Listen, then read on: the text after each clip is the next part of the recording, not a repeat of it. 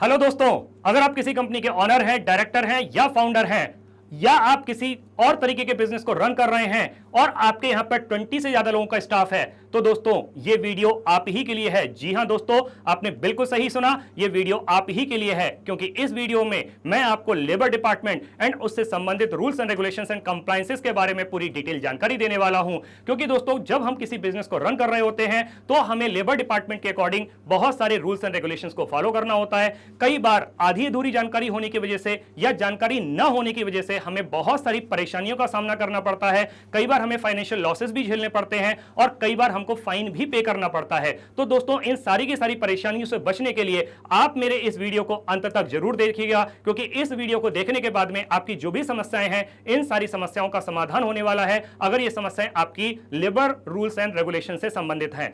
दोस्तों, कई बार हमको ऐसा लगता है कि हम लेबर डिपार्टमेंट या लेबर लॉ से संबंधित सारे के सारे रूल्स एंड रेगुलेशंस को फॉलो कर रहे हैं, लेकिन कहीं ना कहीं हमसे अनजाने में कोई ना कोई त्रुटि जरूर हो जाती है, किसी ना किसी रूल का वायलेशन जरूर हो जाता है। जैसे दोस्तों, मैं एक बहुत छोटा सा एग्जांपल आपको बताता हूं कि जब हम कभी किसी बिजनेस को स्टार्ट करते हैं तो हमें, जैसा कि बहुत अच्छे से मालूम है, कि हमें बिजनेस को रजिस्ट्रेशन कराना होता है, अपनी उस शॉप का या उस बिजनेस प्रेमाइसेस का रजिस्ट्रेशन कराना होता है। हमने लेबर डिपार्टमेंट में जाकर के उस बिजनेस प्रेमाइसेस का रजिस्ट्रेशन करवा लिया और रजिस्ट्रेशन करवाने के बाद में लेबर डिपार्टमेंट के ऑफिसर्स ने हमको वो लेबर जो रजिस्ट्रेशन सर्टिफिकेट है उसकी कॉपी हमको दे दी। हमने उस कॉपी को ला करके अपने ऑफिस में फाइल में रख दिया। तो दोस्तों, आपको क्या लगता है कि केवल उस रजिस्ट्रेशन सर्टिफिकेट को लेकर के उसको फाइल में रख देना क्या ये सफिशिएंट है? क्या आपने इस रजिस्ट्रेशन को करा लेने से सारे के सारे रूल्स एंड रेगुलेशंस को फॉलो कर लिया? जी नहीं दोस्तों, ऐसा बिल्कुल भी नहीं है, क्योंकि आपके साथ में एक और रूल जुड़ा हुआ है यहां पे। क्योंकि जब आपको एक रजिस्ट्रेशन सर्टिफिकेट की कॉपी मिलती है तो उस रजिस्ट्रेशन सर्टिफिकेट की कॉपी को आपको अपने बिजनेस प्रेमाइसेस के अंदर या अपने ऑफिस के अंदर किसी ना किसी विजिबल प्लेस पर उसको लगा करके रखना होता है। वो किसी वॉल पर आप लगा करके रख सकते हैं या किसी नोटिस बोर्ड पे लगा के रख सकते हैं। अब चूंकि आपको तो जानकारी नहीं है कि उस रजिस्ट्रेशन सर्टिफिकेट की एक कॉपी आपको अपने बिजनेस प्रेमाइसेस में लगा के रखनी है, आपने नहीं लगाई, और आपके ऑफिस के अंदर किसी जो लेबर डिपार्टमेंट के अधिकारी हैं उनका इंस्पेक्शन होता है, उनका सर्वे होता है, और वो उस कॉपी को वहां पे उस विजिबल प्लेस पर नहीं पाते हैं, तो यही दोस्तों अनजाने में आपसे एक रूल का वायलेशन हो जाता है। तो इसीलिए दोस्तों, मैं आपसे कह रहा हूं कि इस वीडियो को अंत तक जरूर देखिएगा, क्योंकि ऐसी ही बहुत सारी बारीक बारीक जानकारी को मैं आपको पूरा डिटेल में देने वाला हूं। दोस्तों, जैसा कि आपको मालूम है, इससे पहले हम अपने 4 डिफरेंट वीडियोस के तहत हम इक्वल रेम्युनरेशन एक्ट के बारे में पूरा डिटेल में बात कर चुके हैं। उसकी सारी की सारी बारीक जानकारियों को मैं आपको दे चुका हूं। आज के इस वीडियो के अंदर जो दोस्तों हम बात करने वाले हैं वो हम MP shop and establishment act 1958 के रूल 21 के अकॉर्डिंग पॉइंट नंबर 1 के बारे में पूरा डिटेल में बात करने वाले हैं, पूरा डिटेल में समझने वाले हैं कि ये रूल 21 हमसे कहता क्या है, ये रूल 21 के अकॉर्डिंग हमें कौन से रूल एंड रेगुलेशंस को फॉलो करना होता है। तो दोस्तों समझते हैं। तो दोस्तों, जैसा कि मैं अपने पुराने वीडियोस के अंदर भी आपको बता चुका हूं, पूरा डिटेल में कई बार बता चुका हूं, कि जब लेबर डिपार्टमेंट के अधिकारी आपके ऑफिस का इंस्पेक्शन करने आते हैं तो बेसिकली वो डिफरेंट एक्ट के अकॉर्डिंग आपके ऑफिस का इंस्पेक्शन करते हैं। तो जिस एक्ट के अकॉर्डिंग वो इंस्पेक्शन करते हैं, मैं आपको एक बार फिर से बता देता हूं। नंबर 1, वो आपके ऑफिस का इंस्पेक्शन करते हैं इक्वल रेम्युनरेशन एक्ट के बारे में।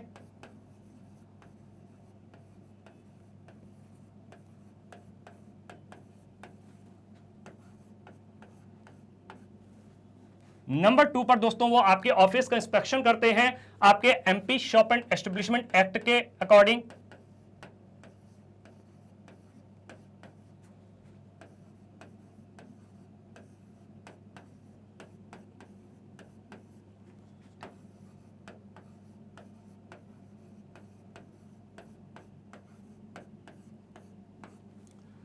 नंबर 3 पर दोस्तों वो आपसे बातें करते हैं, आपके ऑफिस का इंस्पेक्शन करते हैं, सर्वे करते हैं बोनस एक्ट के अकॉर्डिंग।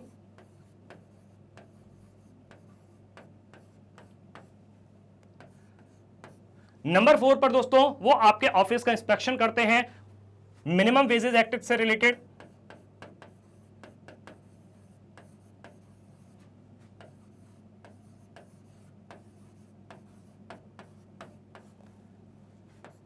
नंबर 5 पर दोस्तों लेबर डिपार्टमेंट के अधिकारी, लेबर डिपार्टमेंट के इंस्पेक्टर्स आपके ऑफिस का इंस्पेक्शन करते हैं मैटरनिटी बेनिफिट एक्ट के अकॉर्डिंग।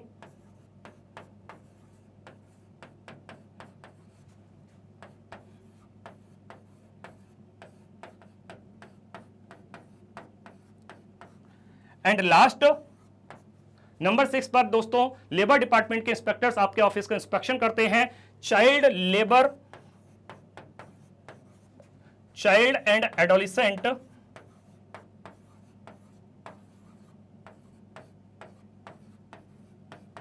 लेबर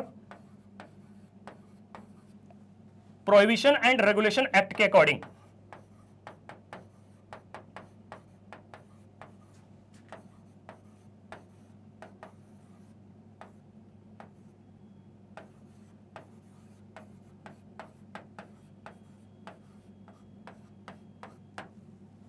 तो दोस्तों इससे प्रीवियस वीडियोस के अंदर हम पूरा डिटेल में पॉइंट टू पॉइंट अलग अलग वीडियोस में हम बात कर चुके हैं।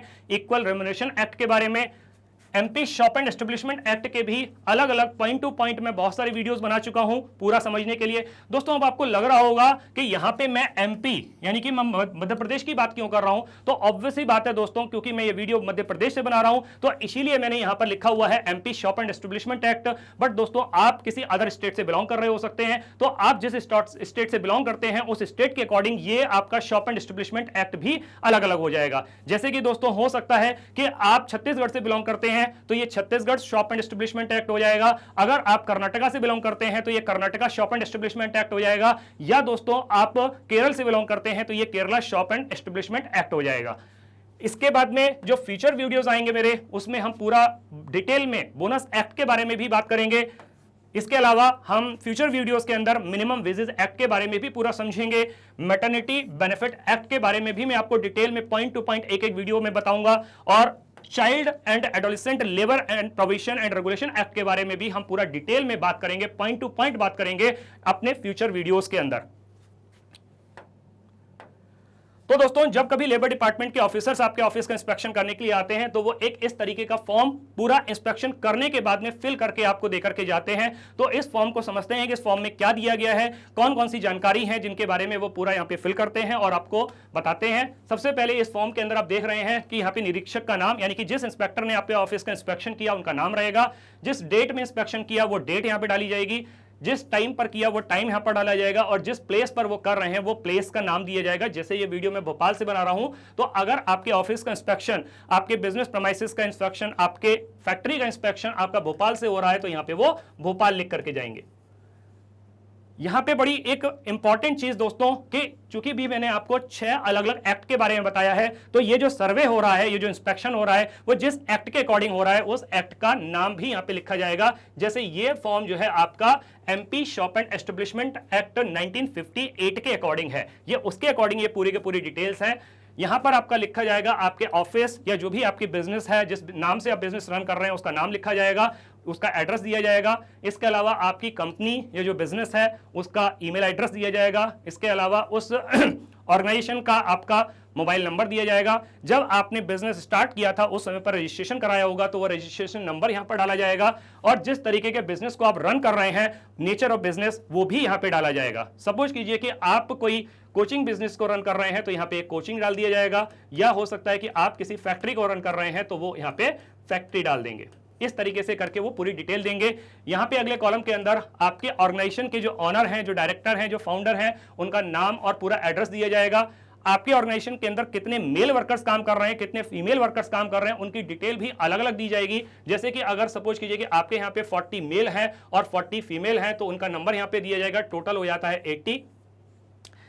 जिस समय पर आपके ऑफिस का इंस्पेक्शन करने के लिए लेबर डिपार्टमेंट के अधिकारी आते हैं, हो सकता है कि उस समय पर आपके जो ऑनर हैं वो अवेलेबल नहीं हो, जो फाउंडर हैं वो अवेलेबल नहीं हो, तो उनके अलावा जिस पर्टिकुलर इंपॉर्टेंट पर्सन की प्रेजेंस में ये इंस्पेक्शन किया जा रहा है उनका नाम और डिटेल यहां पर दी जाएगी। तो हो सकता है वो किसी कंपनी, मतलब आपकी ऑर्गेनाइजेशन के कोई मैनेजर हो, उनकी पोस्ट यहां पर लिखी जाएगी, उनका यहां पे नाम लिखा जाएगा, और उनकी प्रेजेंस में ये पूरा का पूरा इंस्पेक्शन किया गया, ये डिटेल डाली जाएगी। आपने ऑर्गेनाइजेशन को किस ईयर में स्टार्ट किया, यहां पे वो ईयर डाला जाएगा। सपोज कीजिए कि आपकी कंपनी स्टार्ट हुई है 2000 में, तो यहाँ पे 2000 से प्रारंभ की गई। जिस समय पर लेबर डिपार्टमेंट के अधिकारी आपके ऑफिस का इंस्पेक्शन कर रहे हैं, उस समय पर उन्होंने सर्वे में क्या पाया कि कितने कर्मचारी कार्य कर रहे हैं, तो उनका नंबर, जैसे यहाँ पे मैंने 80 लिखा हुआ है, हो सकता है कि एट द मोमेंट केवल 70 लोग ही काम कर रहे हैं, तो यहाँ पे 70 लिख करके जाएंगे, क्योंकि हो सकता है कि बाकी के जो 10 लोग हैं वो किसी न किसी वजह से वो लीव पर हो या कोई और अदर रीजन हो सकता है, तो यहां पर वो डिटेल डाल करके जाएंगे। अब दोस्तों आप देख पा रहे होंगे कि यहां पे पॉइंट नंबर 1 से लेकर के 9, फिर अगेन पॉइंट नंबर 1 से लेकर के 10 तक ये बहुत सारे पॉइंट यहां पर दिए गए हैं MP shop and establishment act 1958 के अकॉर्डिंग।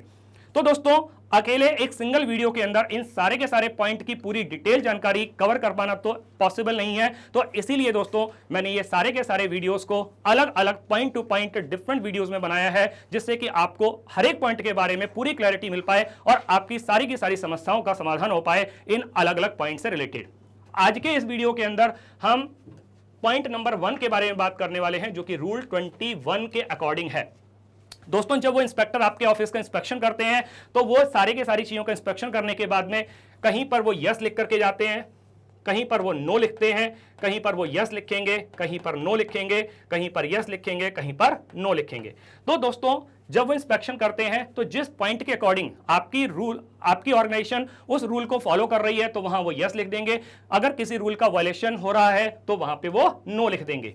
ठीक है, तो पूरा कंप्लीट करने के बाद में, जैसे दोस्तों मैंने इससे पहले भी अभी बताया था अपनी इसी वीडियो के अंदर कि वॉल्यूशन हमसे किस तरीके से हो जाता है कि हमें नहीं मालूम है, हमें तो ऐसा लगता है कि हम उस रूल को फॉलो कर रहे हैं, बट कहीं ना कहीं अनजाने में हमसे उस रूल का वायलेशन हो जाता है। तो जब रूल का वायलेशन होगा तो आपको उसका क्लैरिफिकेशन भी देना होगा। तो लास्ट में यही लिखा हुआ है कि उपरोक्तानुसार उल्लंघन के संबंध में, कि यानी कि जो आपका वायलेशन हुआ, जो रूल का वायलेशन हुआ, उसके लिए आपको क्लैरिफिकेशन देना होगा। तो वो क्लैरिफिकेशन के लिए आपको कुछ पर्टिकुलर डेज का टाइम देंगे। वो हो सकता है 7 डेज का टाइम हो, 8 डेज का टाइम हो, 10 डेज का हो या 5 डेज का टाइम हो, और इतने दिन में आपको लेबर डिपार्टमेंट के ऑफिस में जाकर के पूरे के पूरे डॉक्यूमेंट्स के साथ में उसका क्लैरिफिकेशन देना होगा।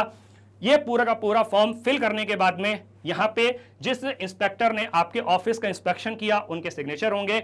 यहां पर आप कि कंपनी की एक सील भी लगवाई जाएगी, मोहर लगवाई जाएगी, और जिस पर्टिकुलर इंपॉर्टेंट पर्सन या मैनेजर की प्रेजेंस में इंस्पेक्शन किया गया उनके भी सिग्नेचर यहां पर लिए जाएंगे। ये पूरा का पूरा फॉर्म कंप्लीट करने के बाद में इसकी एक कॉपी आपको दी जाती है और एक कॉपी लेबर डिपार्टमेंट के अधिकारी खुद अपने पास रखते हैं। आगे समझते हैं दोस्तों। अब यहां पे जो हम पॉइंट नंबर 1 रूल 21 की बात कर रहे हैं, तो दोस्तों समझते हैं डिटेल में आखिर तो ये रूल 21 हमसे कहता क्या है, हमें कौन से रूल को फॉलो करने की बात कर रहा है, जो कि हमसे जाने अनजाने हो रहा है या नहीं हो रहा है। तो ये रूल 21 कहता है कि तहत उपस्थिति एवं वेतन पर्ची फॉर्म N में, मतलब आपको एक लेबर डिपार्टमेंट के द्वारा एक फॉर्म दिया गया है, पर्टिकुलर फॉर्मेट है पूरा प्रॉपर, जो कि फॉर्म N कहलाता है। उसके अंदर उस फॉर्मेट के अकॉर्डिंग आपको सारे के सारे डिटेल्स को मेंटेन करना है।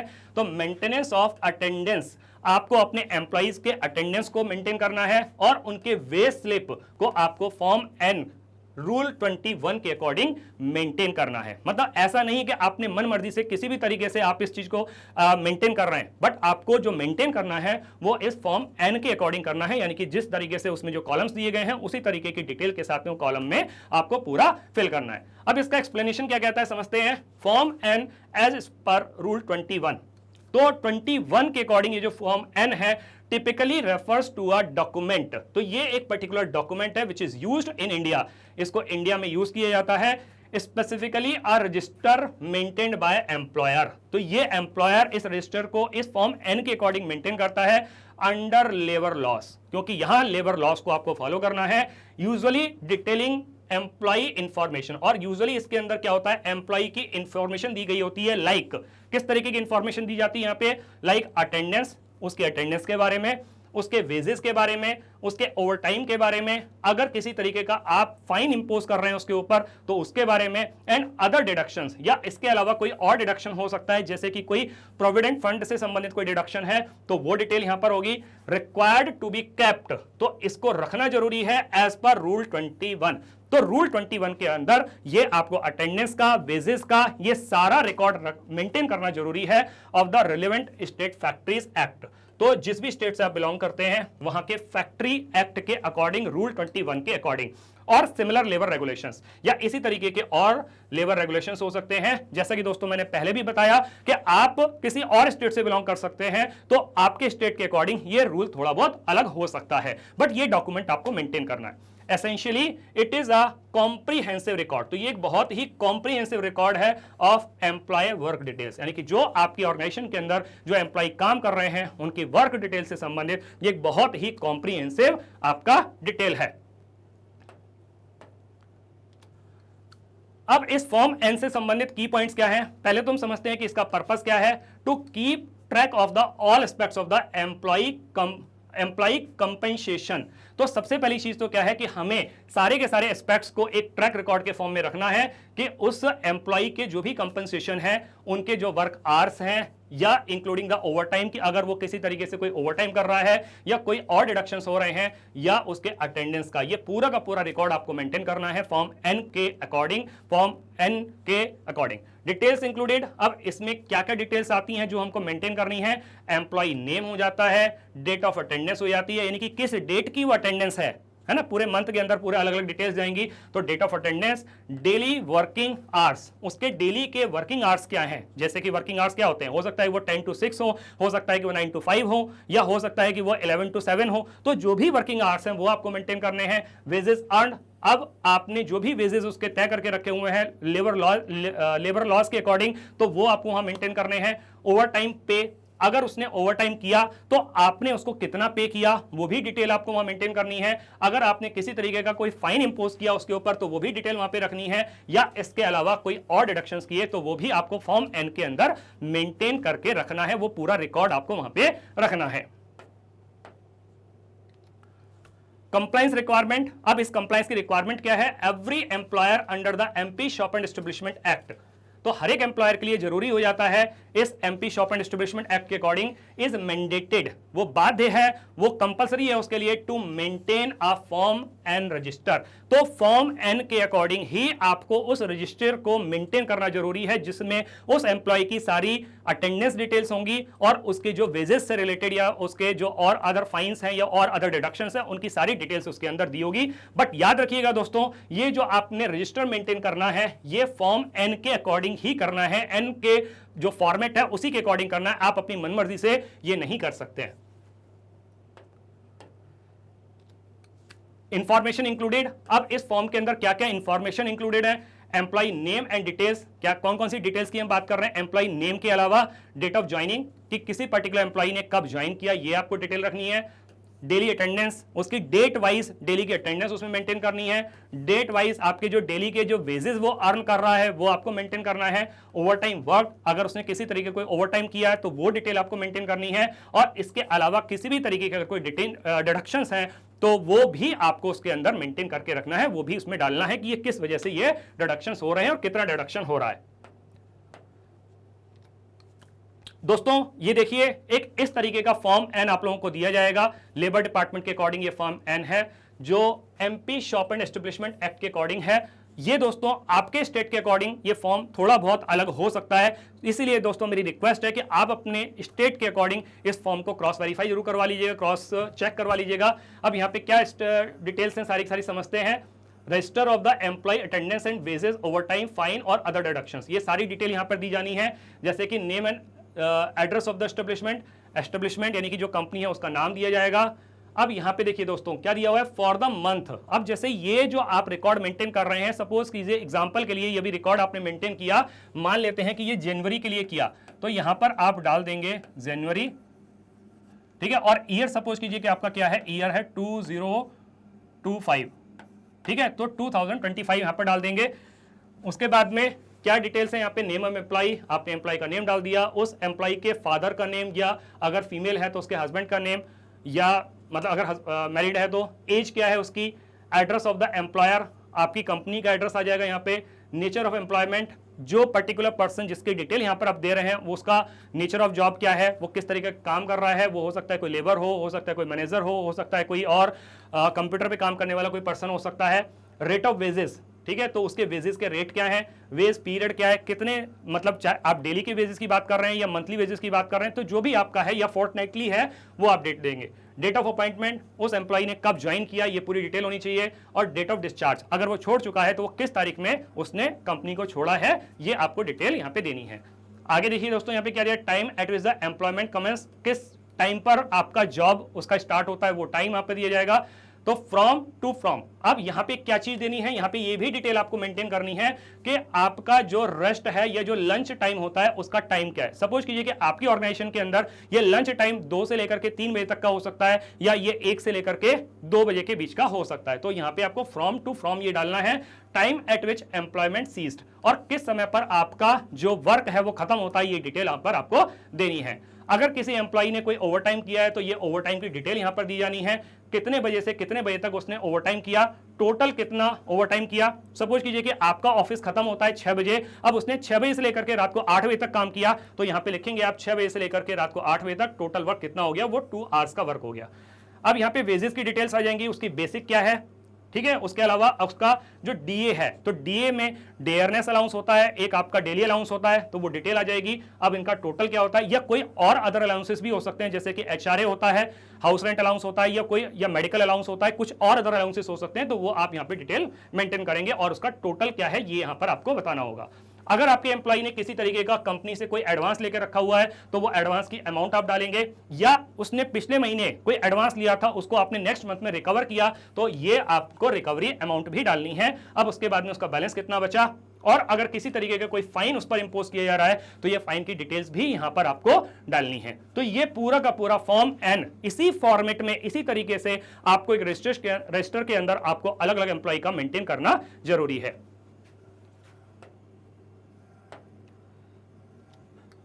तो दोस्तों ये वीडियो मैंने अपनी बेस्ट नॉलेज के हिसाब से बनाई है, ये मध्य प्रदेश के शॉप एंड एस्टेब्लिशमेंट एक्ट के रूल्स एंड रेगुलेशंस के अकॉर्डिंग बनाई है। दोस्तों आप किसी अदर स्टेट से बिलोंग कर रहे हो सकते हैं, तो अगर आप किसी अदर स्टेट से बिलोंग करते हैं तो दोस्तों मेरी आपसे रिक्वेस्ट है कि आप अपने डिपार्टमेंट के, आप अपने स्टेट के जो लेबर डिपार्टमेंट है वहां के अधिकारियों से मिलकर के इन सारे के सारे रूल्स एंड रेगुलेशंस को एक बार क्रॉस चेक जरूर करवा लीजिएगा, क्रॉस वेरीफाई जरूर कर लीजिएगा।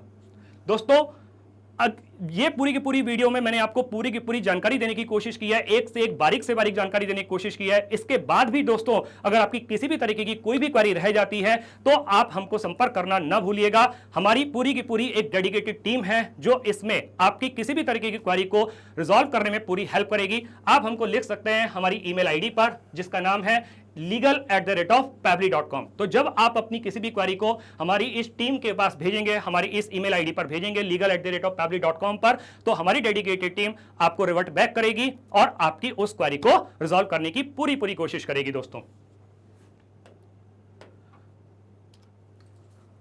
दोस्तों अगर आपको मेरा वीडियो पसंद आया हो और आपको इसमें दी गई जानकारी महत्वपूर्ण लगी हो और बहुत ही उपयोगी लगी हो तो दोस्तों मेरी आपसे रिक्वेस्ट है कि इस वीडियो को आप लाइक जरूर कीजिएगा और ज्यादा से ज्यादा अपने दोस्तों के साथ में शेयर जरूर कीजिएगा, क्योंकि इतनी महत्वपूर्ण जानकारी आपके दोस्तों के साथ भी वो शेयर होनी चाहिए, उनके साथ में भी ये उसको साझा करना चाहिए, उसको शेयर करना चाहिए दोस्तों। दोस्तों इसी तरीके की एक और महत्वपूर्ण जानकारी के साथ में मिलते हैं अगले वीडियो में। तब तक के लिए bye bye, thank you so much.